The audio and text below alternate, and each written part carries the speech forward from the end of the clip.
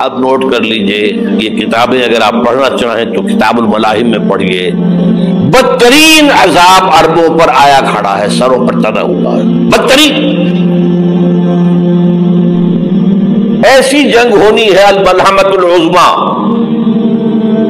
جس کو کہ میں بھی آپ کو گواہی پیش کر دوں گا، جسے کہا گیا ہے لاسٹ کروسیڈ۔ بش نے بھی کروسیڈ کا لفظ بول دیا تھا، پھر واپس لیا اس نے۔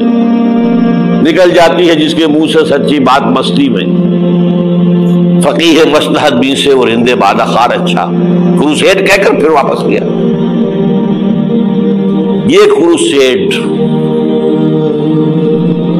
اس کے اوپر جس قدر نقصان ہونا ہے عربوں کا، گریٹر اسرائیل بنے گا، عراق، شام، اردن،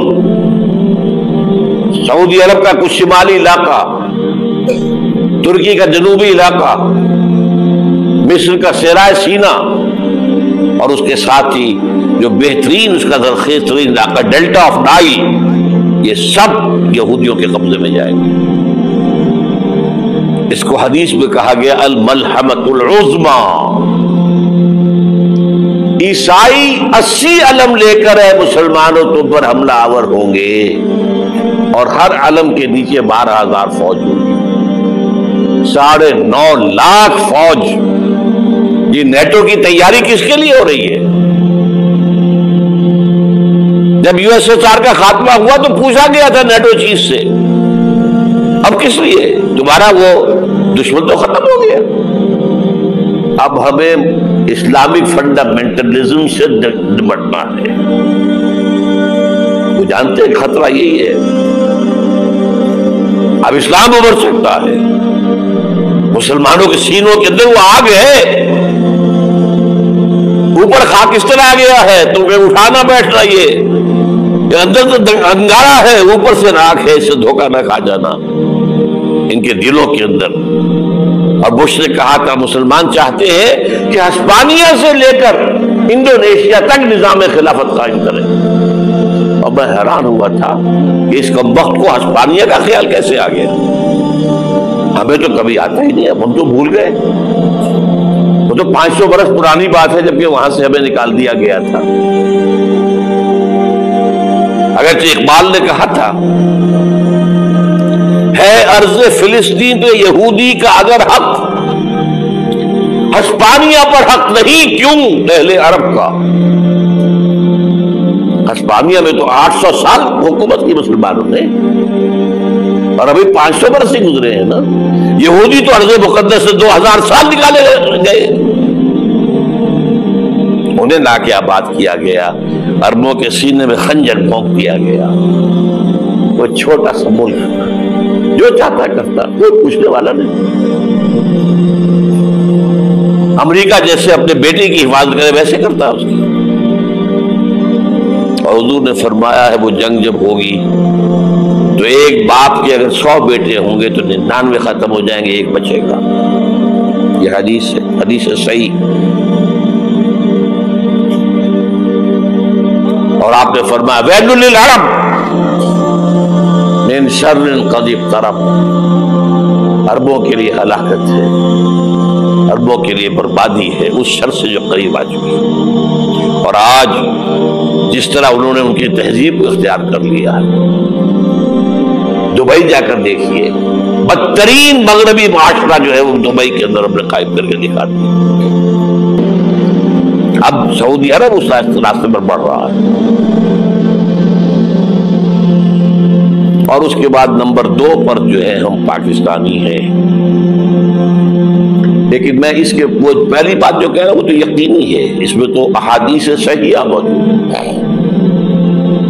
اگرچہ اس کے بعد پانسا پلٹے گا، پھر حضرت مہدی کا ظہور ہوگا، حضرت عیسیٰ کا نزول ہوگا، اور وہ گریٹر اسرائیل گریٹر گریو یارڈ بنے گا یہودیوں کا، ایک ایک یہودی قتل ہوگا، دفن ہوگا۔ یہ بات میں ہونا ہے، میں پہلی بات بات کر رہا ہوں۔ وہ پاسا پلٹے گا جب پلٹے گا، ابھی جو سامنے ہے وہ کیا ہے؟ اس ملحمۃ العظمیٰ کہا حضور نے، جسے آرمیگیڈون کہتے ہیں عیسائی، آرمگیڈون کی اگر کہیں جا کر آپ دیکھیں گے، آپ ڈکشنری میں مانی تو کیا لکھا ہے؟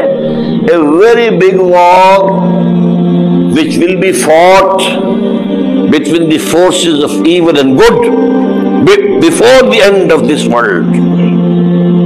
اس دنیا کے خاتمے سے پہلے خیر اور شر کی قوتوں کے درمیان بہت بڑی جنگ ہوگی.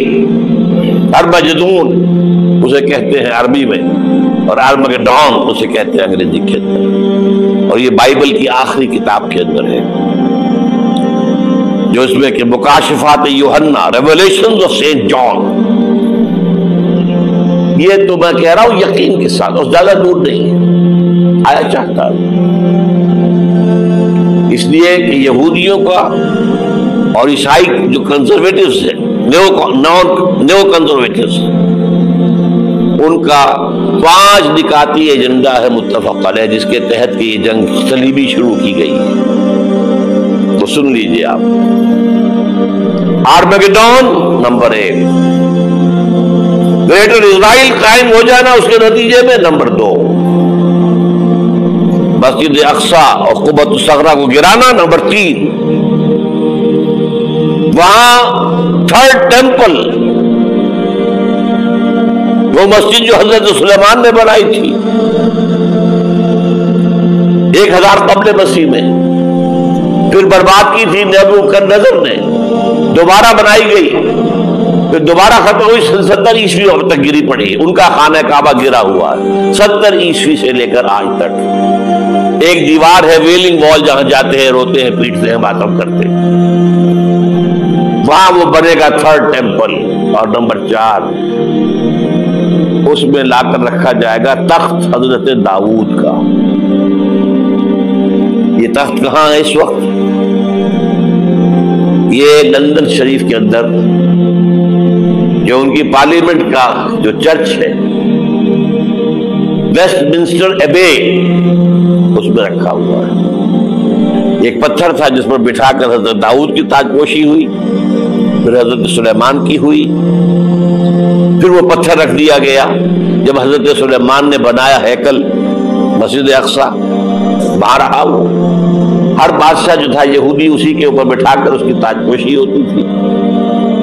سن 70 میں ٹائٹس نے گرایا اسے ہیکل کو، وہ پتھر لے گیا، وہاں سے روم گیا، روم سے آئرلینڈ گیا، آئرلینڈ سے اسکاٹ لینڈ آیا، اسکاٹ لینڈ سے انگلینڈ آیا، اور اب وہ رکھا ہوا ہے 14ویں صدی عیسوی سے آج تک. وہ ویسٹ منسٹر ایبے میں رکھا ہوا، ایک کرسی کی سیٹ میں اسے بنا دیا گیا ہے تخت کی شکل. اب انگریزوں میں کوئی ملکہ ہو، کوئی بادشاہ ہو جس کی بھی تاج پوشی ہونی اس میں ہو، یہ لا کر رکھا جائے گا 3rd ٹیمپل میں. اور اس پر یہودیوں کے خیال کے مطابق ان کا مسیحا آئے گا جو مسیح دجال ہوگا. عیسائیوں کے خیال کے مطابق حضرت عیسیٰ آئیں گے، وہ ہمارا بھی خیال ہے حضرت عیسیٰ آئیں گے علیہ السلام. بہرحال یہ تو بعد کی باتیں ہیں نا. اس وقت جو میں عرض کر رہا ہوں عربوں پر بہت بڑا عذاب، اور پاکستان کا معاملہ البتہ یہ ہے، میں یقین سے نہیں کہہ سکتا. ہینگنگ ان دی بیلنس، ہو سکتا ہے اللہ تعالیٰ ہم پر رحم فرمائے، ہو سکتا ہے، اگرچہ اس کی کچھ شرائط ہوگی. چمن کے مالک اگر بنا لے موافق اپنا شعار، اب بھی چمن میں آ سکتی ہے پلٹ کر چمن سے روٹھی بہار، اب بھی ہو سکتی ہے. اور یہ بھی ہو سکتا ہے کہ اللہ تعالیٰ نے معجزانہ طور پر ہمیں ملک دیا، ہم نے اللہ سے بدعہدی کی، وعدہ خلافی کی، غداری کی، لہذا سزا دی جائے اور ہم سے یہ ملک چھین لیا جائے. It's just possible. دور نہ سمجھے، اس انہونی بات نہ سمجھے. جو گھیراؤ ہو رہا ہے آپ کے مغرب میں نیٹو فورسز اور مشرق میں بھارتی فورسز گدھوں کی طرح بیٹھے ہوئے انتظار کر رہے ہیں پاکستان اور ڈسٹیبلائز ہو جائے، یہاں اور بدامنی ہو جائے. اب لاہور میں پھر آج دھماکے ہو گئے ہیں. 2 دن پہلے کا دھماکہ میں سہ کے آیا ہوا ہوں، آپ کے سامنے بیٹھا ہوں. وہ جانے بچی ہیں جو ہماری اکیڈمی کا حشر ہوا، وہ تو میں آپ کو نہیں بتا سکتا. یہ سارا کیوں ہو رہا ہے؟ تاکہ یہاں بدامنی ہو جائے اور ہمیں جواز مل جائے. مغرب سے نیٹو فورسز داخل ہو جائیں، مشرق سے بھارتی فورسز آ جائیں اور ہمارے ایٹمی دانت توڑ کر اور پھر ہمیں بھارت کے سامنے ڈال دیا جائے، نو ڈو ایز یو لائک، یہ ان کا نقشہ ہے۔ ہوگا کیا وہ اللہ جانتا ہے، ہوگا وہ جو اللہ چاہے، لیکن اللہ کا چاہنا جو ہے وہ کس پر منحصر ہے؟ یہاں انقلاب برپا کرو، یہاں اسلام لاؤ، اگر دھندوں میں لگے رہو گے تو وہ خود بخود نہیں آ جائے گا انقلاب۔ صحابہ نے جانیں دی تھی، کتنی تکلیفیں اٹھائی تھی، 12 برس تک مکی دور کے اندر با نشہ درویشی در ساز و دمادم زن، جو پختہ شبی خدرہ بر سلطنت جم سن۔ یوم طائف یاد ہے جو حضرت عائشہ فرماتی ہے کہ میں نے پوچھا تھا حضور سے کہ یوم احد سے زیادہ سختی بھی آپ پر کبھی آئی؟ یوم احد پر کیا ہوا تھا؟ تلوار کا وار پڑا تھا آپ کے چہرہ مبارک، یہ جو رخسار کی ہڈی ہے اس کے اندر وار گیا ہے، اوپر خود کی 2 کڑیاں تھی وہ اس میں گھس گئی، 2 دندان مبارک شہید ہوئے۔ وہ خود کی کڑیاں ایک صحابی نے اپنے دانتوں سے پکڑ کر کھینچنے کی کوشش کی، دانت نکل گئے، وہ نہیں نکلی، کیا جتن کر کے نکالی گئی ہوگی تو خون کا فوارہ آیا، اتنا خون گیا ہے کہ آپ بے ہوش ہو گئے، گر گئے، اور مشہور یہ ہو گیا کہ آپ کا انتقال ہو گیا، شہادت ہو گئی۔ یہ سیرت کبھی پڑھی ہے؟ حضرت عائشہ کے ہوش کا تو یہی دور تھا نا، یوم طائف میں جو آپ کیا تھی، بچی تھی، مجھے کیا پتا کیا ہو رہا ہے اس لوگ کے ساتھ۔ 3 دن تک حضور مکے کی گلیاں اور وہاں کے اوباش لوگ پتھراؤ کر گئے تھے اس امید میں کہ شاید وہاں کا کوئی سردار ایمان لے آئے، تو یہاں تو ابو طالب بھی فوت ہو گئے، یہی دنیاوی سہارا تھا، خاندانی سہارا تھا ابو طالب کے ذریعے، اور گھر میں ایک دلجوئی کرنے والی رفیقہ حیات تھی، وہ بھی ان کا بھی انتقال ہو گیا۔ آپ نے کہا یہ عام الحزن ہے، اب تو سب کو طے ہو گیا قریش کو کہ آپ جیسے قتل کر دو، اسی لیے آپ گئے طائف، شاید وہاں کا کوئی بڑا سردار مانے ایمان لے آئے مجھ پر تو میں اپنا مرکز ادھر شفٹ کر دوں۔ تینوں سے ملے ہیں، تینوں نے وہ جواب دیے، نکل جاؤ یہاں سے، میں تمہارے ساتھ بات بھی کرنے کو تیار نہیں۔ اچھا تمہارے سوا کوئی نہیں ملا تھا اللہ کو نبی بنا کر بھیجنے کے لیے؟ دیکھو جاؤ، میں بات نہیں کرنا چاہتا، ہو سکتا ہے میں بے عزتی کر بیٹھوں، واقعی تم اللہ کے نبی ہو تو میں مارا جاؤں گا، جاؤ جاؤ جاؤ۔ یہ سلوک محبت کے ساتھ ہوا ہے۔ اور پھر چھوکروں کو، اسٹریٹ ارچنز جنہیں آپ کہتے ہیں، اشارہ کیا تھا خبر لو ان کی، پتھراؤ ہو رہا ہے، ساتھ کوئی ہے ہی نہیں، ایک آدمی صرف زید ابن حارثہ۔ اب سامنے سے پتھر آ رہے ہیں تو حضرت زید آگے آ جاتے ہیں، ڈھال بنتے ہیں، مجھے لگے پتھر وضو کر رہے، اب پیچھے سے آ رہے ہیں، چاروں طرف سے تو ڈھال نہیں بن سکتا، جسم لہو لہاب، خون جا کر جوتیوں میں جم گیا ہے، جوتی اتر نہیں دی۔ پھر وہاں سے واپسی پر جو دعا مانگی ہے، اللہم الیک اشکو ضعف قوتی وقلت حیلتی وحوانی علی الناس، اللہ تیری جناب میں فریاد لے کر آیا ہوں اپنے قوت کی کمی کا، اپنے وسائل کی کمی کا، اور جو ذلت و خواری ہو رہی ہے لوگوں کے سامنے، الا ملتقرنی، مجھے کس کے حوالے کر دیا ہے، الا بعیدی یتجہمنی، یہ میرے اوپر ہجوم کر کے آ جائے، حملہ کرے، اور عدو بھی من لگتا ہمرے، یہ دشمن کے حوالے میرا معاملہ کیا، جو چاہے کر دے وہ۔ لیکن پھر عبدیت غالب آتی ہے، ان لم یکن علی غضبک فلا ابالی، اللہ اگر تو ناراض نہیں ہے تو مجھے کوئی پرواہ نہیں۔ سر تقدیم خم ہے جو مزاج یاد میں آئے. مجھے اندیشہ یہ ہے کہ تو ناراض تو نہیں ہوئی. یہ تکلیفیں جھیلی ہے. سینکڑوں صحابہ نے جانوں کا نذرانہ پیش کیا ہے. احزاب کی جنگ میں فاقوں پر فاقے ہو رہے تھے اور ان فاقوں کی حالت میں خندق کھودنے کا حکم ملا ہے.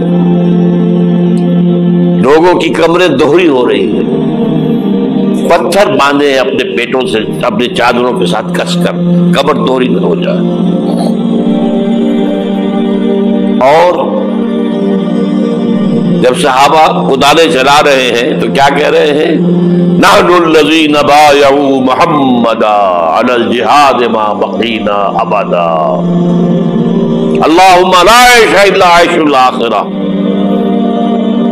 صحابہ کہتے تھے ہم وہ لوگ ہیں جنہوں نے محمد سے بیعت کی ہے کہ جہاد کرتے رہیں گے جب تک جان میں جان نکل جائے تو بات اور جان ہے. چاہے ابھی بھوک سے کمر دوڑی ہوئی جا رہی جان تو ہے. اور ایک دفعہ کہتے تھے اللہم لا عیش الا عیش الاخرہ. اللہ عیش زندگی تو آخرت کی زندگی ہے. اور حضور فرماتے تھے, حضور کے بیٹھے ہوئے نہیں تھے گاؤں تکیہ لگا کر, پتھر اٹھا کر خندق میں سے لے جا کر باہر پھینک رہے تھے. جب صحابہ کہتے ہیں اللہم لا عیش الا عیش الاخرہ, حضور فرما رہے ہیں فاغفر الانصار والمہاجر, اے اللہ ان انصار اور مہاجرین کی مغفرت فرما دے. پھر حضور کی خدمت میں کچھ لوگ آئے, حضور اب یہ فاقہ ناقہ میں برداشت ہو گیا, دیکھیے ہم نے یہ پتھر باندھے ہوئے اپنے پیٹ کے ساتھ. حضور نے کرتا اٹھا کر دکھایا, وہاں 2 پتھر بندھے ہوئے. یہ ہے سیرت النبی. آپ کس چیز کو سیرت النبی سمجھتے ہیں؟ بہرحال اس موضوع پر میری ایک کتاب ہے منہج انقلاب نبوی, کہ انقلاب کیسے آیا تھا. اگر دل میں ذرا بھی آرزو پیدا ہو گئی ہو کہ اللہ قبول کر لے مجھے قبول کر لے اس کام کے لیے, تو وہ کتاب آپ کے لیے مست